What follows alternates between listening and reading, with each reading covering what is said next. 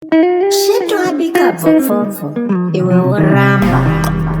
Danzo first lady natural Pattern Sheto intelligent project Roxindini Ndezve business noti kids ngemuphando imba zvinakidze zvisatyise ey popsi dzavo dziya dzisanpinde zvibude nekoko ndobva ndaisa zvimwe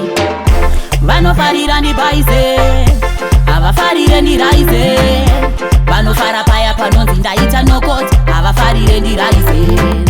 vanofarira ndibaize havafarire ndiraize vanofara paya kunzwa kuti ndaita nokoti havafarire ndiraize vanofara kunzwa kuti ndabhenda mwari ndivo vanopa matarenda gore richipera ziya kuti ndaenda sheto nebvubvu vogaro ziya kuti zvaendwa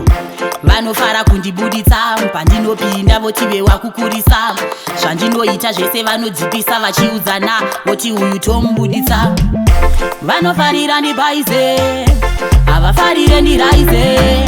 vanofara paya panonzi ndaita nokoti havafarire ndiraize vanofarira ndibaize havafarire ndiraize vanofara paya kunzwa kuti ndaita nokoti havafarire ndiraize ndezve business noti kids ngemuphando imba zvinakidze zvisatyise ey popsi dzavo dziya dzisanpinde zvibude nekoko ndobva ndaisa zvimwe zvinotapira vakutoda zvimwe mamero anondivenga obva afa ufunge vaifungira ndichapera mbune ndakazara inifukiti anopera ndiwe vanofarira ndibaize havafarire ndiraize vanofara paya panonzi ndaita nokoti havafarire ndiraize vanofarira ndibaize havafarire ndiraize vanofara paya kunzwa kuti ndaita nokoti havafarire ndiraize vanofara kunzwa kuti ndabhenda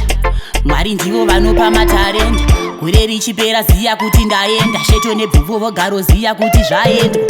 vanofara kundibuditsa pandinopinda voti wakukurisa zvandinoita zvese vanodzipisa vachiudzana voti uyu tomubuditsa vanofarira ndibaize havafarire ndiraize vanofara paya panonzi ndaita nokoti havafarire ndiraize vanofarira ndibaize havafarire ndiraize vanofara paya kunzwa kuti ndaita nokoti havafarire ndiraize